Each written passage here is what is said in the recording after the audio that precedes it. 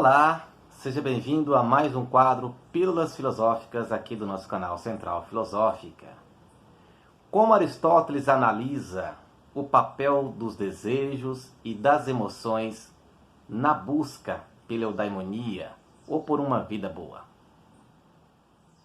No dia 14 de maio de 2020, eu gravei uma entrevista com o professor Adriano Correia, da Universidade Federal de Goiás. Confira aí a resposta dele a esta questão. Eu penso que uma obra como a Ética Nicômaco, você vê como ela está ordenada. Aristóteles fala das virtudes éticas e das virtudes dianoéticas, virtudes que têm a ver com o cultivo de certos hábitos, de certas suscetibilidades, depois eu vou falar um pouquinho disso, e o cultivo do bom julgar, não é? Da capacidade de diagnosticar o próprio contexto de uma maneira abrangente, ser capaz de mapear as alternativas de ação e de tomada de decisão disponíveis e, por fim, ser capaz de, uma vez tomada uma determinada decisão, agir em conformidade com essa decisão tomada. Esse último movimento, mas os outros também, você não tem uma razão pura em Aristóteles, no sentido de uma razão que no processo de decisão opera de modo separado das emoções. Uma coisa importante do Aristóteles é que nós não encontramos nele um rechaço do desejo enquanto tal, algo que é muito comum ao longo da história da filosofia nas mais variadas correntes éticas. Para Aristóteles, sem o desejo não há ação. O desejo é aquilo que nos impulsiona à busca de uma perfectibilidade e da própria eudaimonia. O desejo é o que nos põe em movimento, mas o desejo é cego, porque ele aponta em várias direções. E direções frequentemente contraditórias entre si. Frequentemente desejamos dois objetos ou experiências que não são comensuráveis, não são compatíveis. Você não pode ter uma sem perder a outra, por exemplo, e não consegue deixar de desejar as duas, entende? Eu acho que é parte de uma vida, pensava Aristóteles, é parte de uma vida equilibrada, uma vida plena de fruição da existência, mas ao mesmo tempo em equilíbrio, é uma vida em que os desejos também são cultivados, as emoções também são cultivadas. A desmedida das emoções reflete-se numa incapacidade do indivíduo de agir em conformidade com as decisões, mesmo ponderadas, que ele mesmo toma. Também na Ética Nicômaco, Aristóteles aponta para um fenômeno, pela primeira vez, até onde eu sei avaliar na história da filosofia, para um fenômeno que até hoje interessa a filosofia e que ganhou uma outra relevância com Agostinho, com Paulo Apóstolo, que é a questão da acrasia, ou seja, da nossa incapacidade de agir em conformidade com aquilo que a gente considera ser o bem para nós, né? Paulo traduziu isso dizendo que eu sei o bem que quero e faço o mal que não quero. Você deve conhecer isso né? E isso aparece em Aristóteles como uma indagação sobre esse tipo de fragilidade.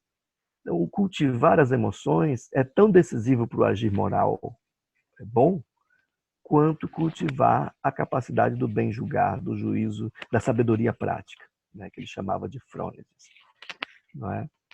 Então, parte de uma formação, da constituição do caráter,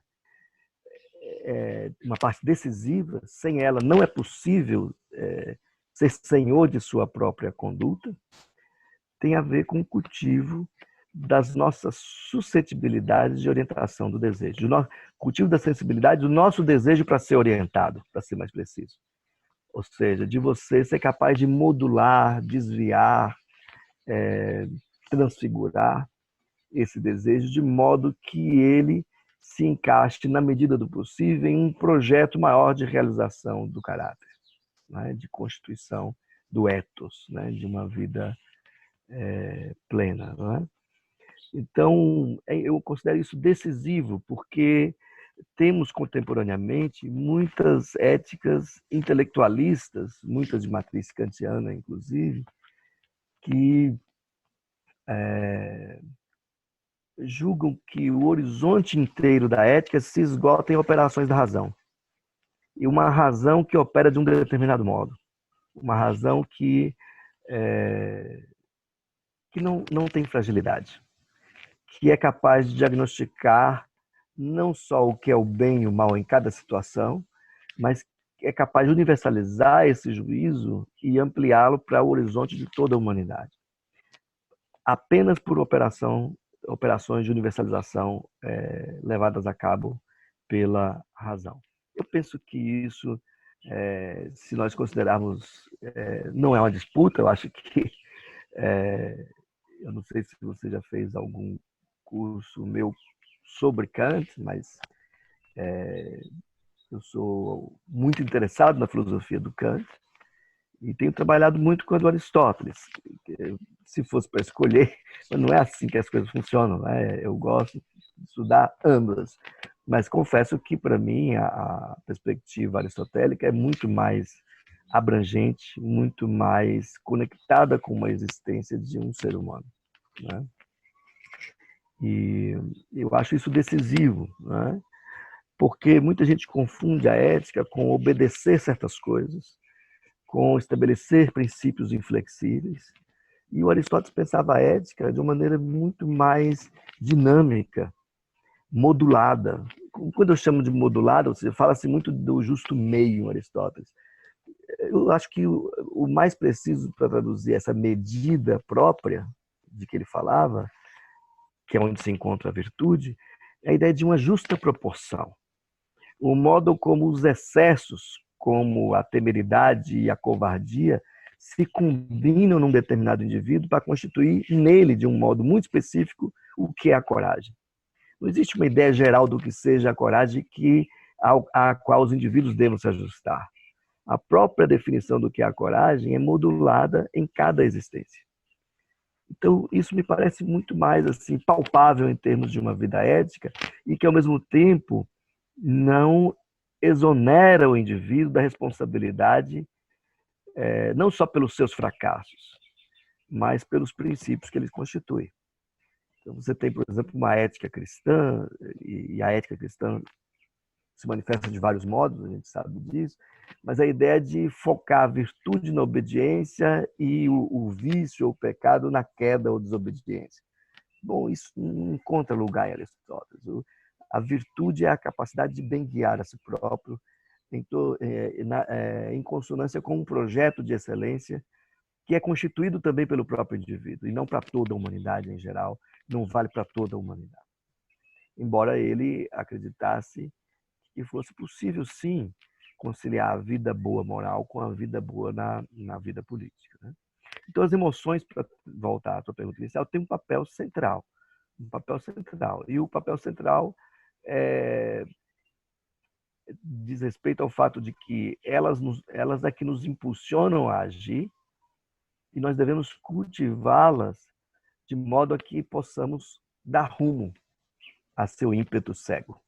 Acho que essa é a questão central para formular assim de maneira mais coloquial. Para continuar assistindo essa entrevista, você pode clicar no link da entrevista que aparece aqui na parte dos comentários. Ou então, se você está assistindo este vídeo por outra plataforma que não seja o YouTube, você pode procurar pelo nosso canal Central Filosófica no YouTube ou a partir do endereço da entrevista que aparece aí na sua tela. Deixe seu like nesse vídeo, compartilhe com mais pessoas. Meu abraço e nos veremos no próximo vídeo.